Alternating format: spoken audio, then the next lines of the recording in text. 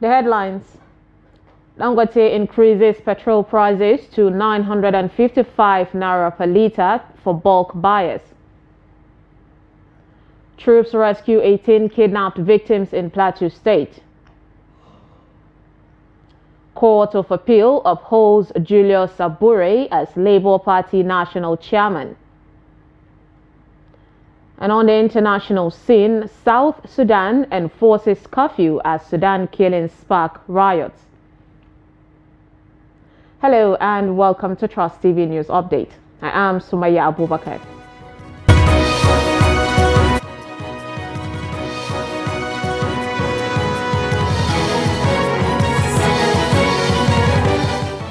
Thank you for joining us, and now the details. The Dangote Petroleum Refinery has communicated an upward adjustment in the price of premium motor spirit, also known as petrol, to its customers, citing surge in the price of Brent, the global benchmark for crude.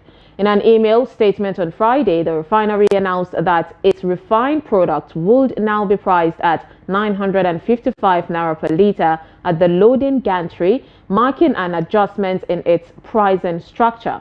It's noted that marketers buying between 2 million, about 4.99 million litres, will now buy at 955 naira per litre, while 5 million litres and above will buy at 950 naira per litre.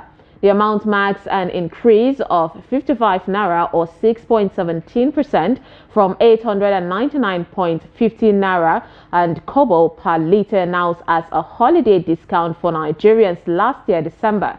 The refinery said this adjustment applies to all stock balances yet to be lifted.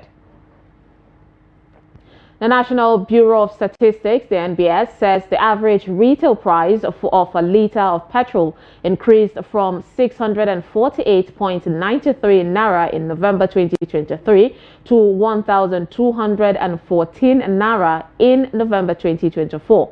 The NBS stated this in its Petrol Price Watch for November 2024, released in Abuja on Thursday. The Bureau said that the November 2024 price of 1,214 naira represented an 87.10% increase over the price of 648 naira recorded in November 2023. On state profiles analysis, the Bureau said Benue paid the highest average retail price of 1,365 naira per litre, followed by Borno and Adamawa at 1,331 naira 94 kobo and 1,319 naira and 8 kobo respectively. It added that Lagos, Katsina and Kano paid the lowest average retail price at 1,092 naira, 1,121 naira and 1,152 naira respectively.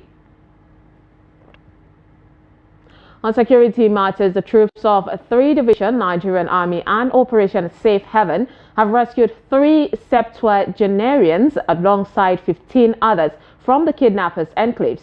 The victims were rescued during an offensive operation carried out between the borders of Taraba and Plateau State.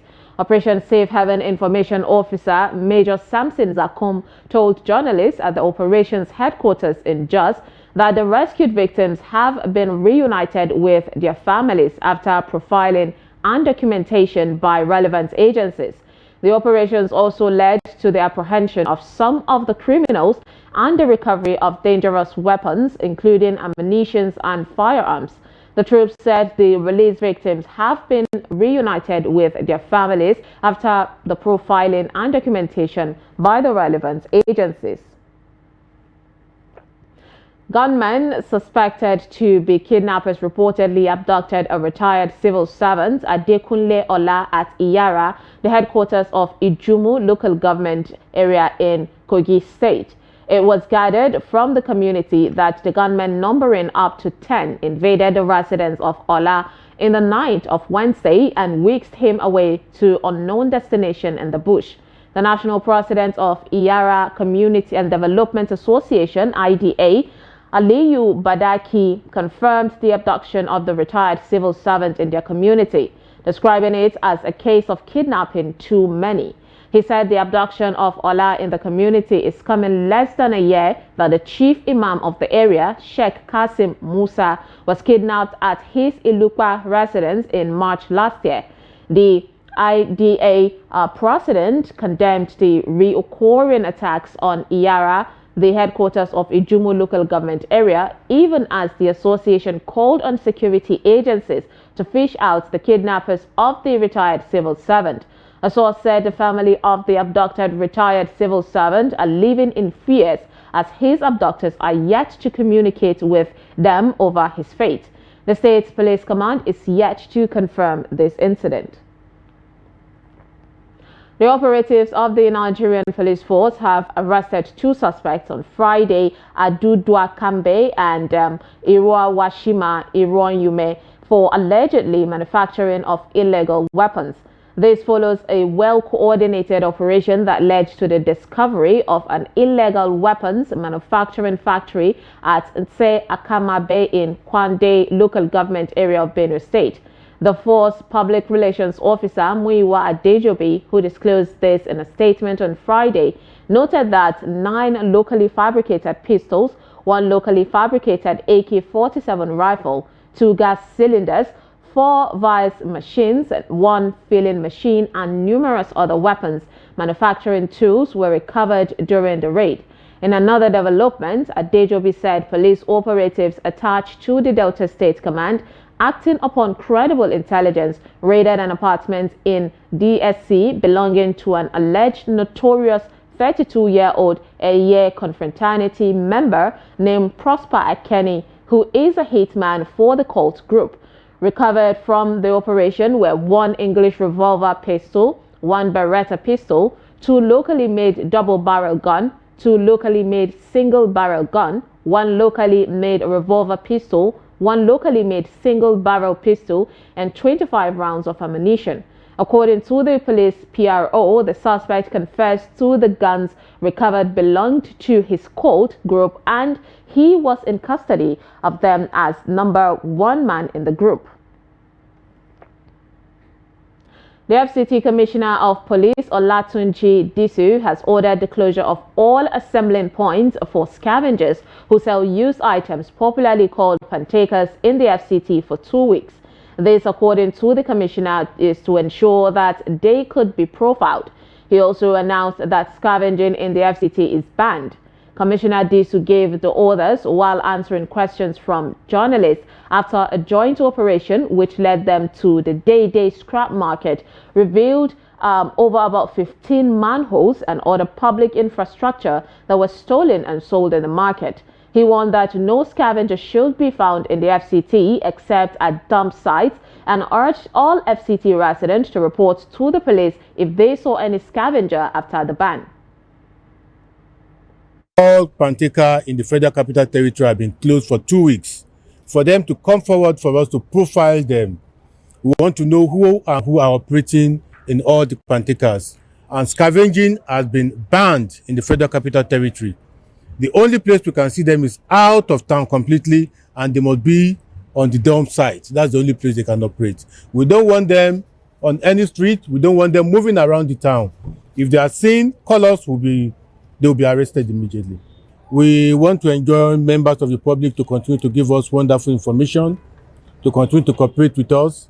The pantakers remain closed. Yes, the operation is still on because as we do this raid, the suspect will be profiled and investigated by the Nigerian police. And like the minister said, they are going to be prosecuted accordingly because these are economic saboteurs, and even we can also liken them to murderers, because when you remove manhole within the middle of the road and vehicles go into it, it has also caused permanent disability and accidents to innocent motorists. The Court of Appeal in Abuja has reiterated that Julius Abure remains the national chairman of the Labour Party. A 3-member panel of the appellate court, in a judgment delivered by Justice Hamma Barka, held that its judgment of November 13, 2024, which recognizes Abure as national chairman, subsists and has not been set aside by any court. Justice Barker made the declaration while delivering judgment in two separate appeals filed by Senator Esther Nenadi Usman and the Caretaker Committee and the Independent National Electoral Commission (INEC). The appellate court in two separate appeals held that it did not delve into the issues of the leadership of the Labour Party because such issues are not justiciable. According to the appellate court, anything that is done outside jurisdiction amounts to a nullity. Hence, the judgment of the Federal High Court delivered on October 8, 2024 by Justice Emeka Wite is of no effect because it was delivered without jurisdiction. While striking out the suit for want of jurisdiction, he held that the appellate relied on its previous judgment of November 13th last year to hold that Abure remains national chairman of the Labour Party. The crisis rocking the Rivers State chapter of the People's Democratic Party, the PDP, has taken a new turn, with the acting chairman, Robinson Ewo, vowing to discipline members found guilty of anti-party activities during the 2023 general elections and beyond. Ewo described this at a press briefing in Port Harcourt, where he announced plans to set up a disciplinary committee to address anti-party activities. The state's acting chairman, Robinson Ewo, stated that those found wanting will face disciplinary action, including suspension, sack, and sanctions in line with the party's constitution. He emphasized the party's commitment to upholding its supremacy, implementing its manifesto and constitution, and working with the national leadership. However, in another development, a press conference held at the Rivers State Party Secretariat, led by Aaron Chukwuemeka, the factional state chairman of the People's Democratic Party, the PDP, insisted that his executive was duly elected. He denied allegations of defection and reaffirmed his commitment to the PDP. Under our new leadership, we shall immediately commence steps towards healing and rebuilding a once great party that was battered, hope lost across the state, 23 LGA and 319 electoral wards. We shall make PDP Rivers State chapter great again. To achieve the above, we shall consult with all critical stakeholders of the party, unite members and work with them to restore the already lost hope. We shall embark on sensitization tour across the 23 LGA, embark on membership drive to boost the population of the party for future elections. When they filed this matter in court, we are not aware, and then all other matters, the same matter, I'm not a lawyer, but it's an abuse of court processes. A matter will be in this court, the same chief judge will attend to the other person, the same matter that is under appeal, you will attend to other judges. What are we trying to achieve? Every day, Rivers State, one matter or the other, and people will not listen and look at the merit of issues. All we hear, kangaroo judgment, kangaroo orders, every day coming up and down. Now on the 13th of January, we saw from social media that there was a judgment, and following that social media report, we rushed to the court. As a lawyer, the first step is to apply for the record of proceedings and the judgment in that matter. We have taken that proper step to apply for the record of proceedings and the judgment on the matter to enable us to know what actually transpired in the matter. Up till now, as I'm speaking, addressing lawful citizens in Rivers State who are members of PDP, we have not received the judgment. This is news update on Trust TV. Coming up, Bauchi residents speak on wristwatch decline due to mobile phones and clock apps. This and more to come after the break. Stay with us. Welcome back and thank you for staying with us. If you are just joining us, this is Trust TV News Update. Here's a recap of our top stories. Robochi Dangote increases petrol prices to 955 naira per litre for bulk buyers. And troops rescue 18 kidnapped victims in Plateau State. Moving on to more stories, the Delta State Governor, Sheriff Obobivori, has issued a stern warning to contractors delivering substandard projects and threatened to revoke their contracts. The governor gave the warning during a tour of ongoing projects within the Delta State Capital Territory. Jonathan Awayai reports. While inspecting the 6.5-kilometer Achaligbuzo road construction, Governor Obobivori expressed disappointment over the quality of work by the contractor. He pointed out the use of 8mm rods instead of the specified 10mm rods in the Bill of Quantities (BOQ). The visibly upset governor ordered an immediate return to site to address the discrepancies. If you want to please me, you want to be my friend, do good job. If you want to be my friend, as a contractor, do good job. If you don't do good work, you can't be my friend. And some of these contractors will be blacklisted. We cannot spend money on projects and we can't get value for our money. It's not accepted at all. The governor also visited the 6-lane access road project leading to the Asaba waterfront city. The project aims to reclaim large portions of land along the River Niger for investment and opportunities. Additionally, inspections included the Marine Road and jetty construction at Cable Point, the erosion control project along the Okpanam Ibuzo bypass, and the Oko access road construction. I'm very happy to see that governor came to this place to inspect this road that have started since and I'm not able to finish it. Because of this road, they have increased house rent, shop rent, everything. I'm excited for seeing the governor of Delta State, Honorable Sheriff Obobivori, in my doorstep. I'm so happy about that, and I'm expecting him that good road will come across this Achaligbuzo. The governor is set to extend inspections to other key projects across the state's 3 senatorial districts this January, ensuring that contractors deliver quality work. Jonathan Awanyai, Trust TV News, Asaba.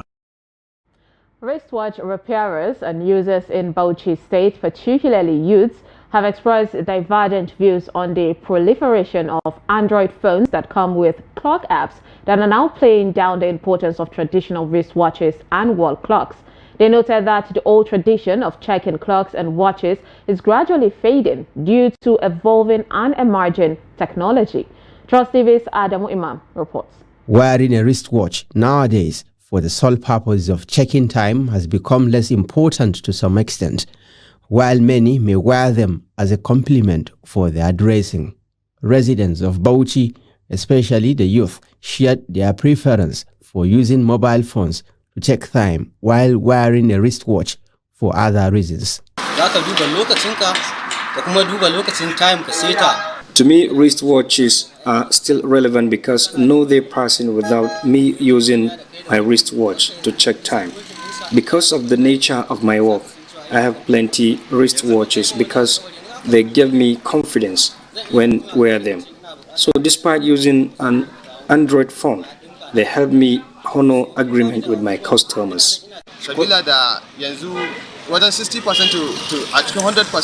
Right now, almost 60% of youths are not using wristwatches to check time because the advent of Android phones has reduced dependence on watches to check time.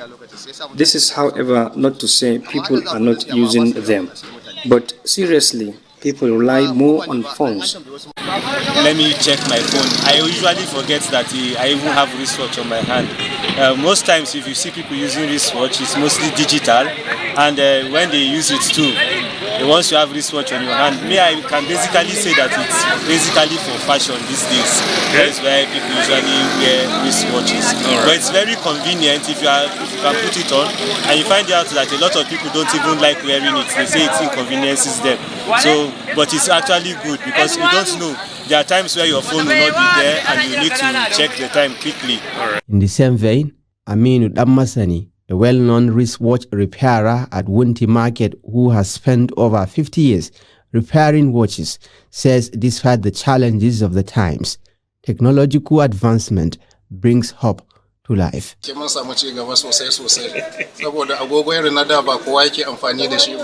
Despite the proliferation of sophisticated phones, people still use wristwatches to check time.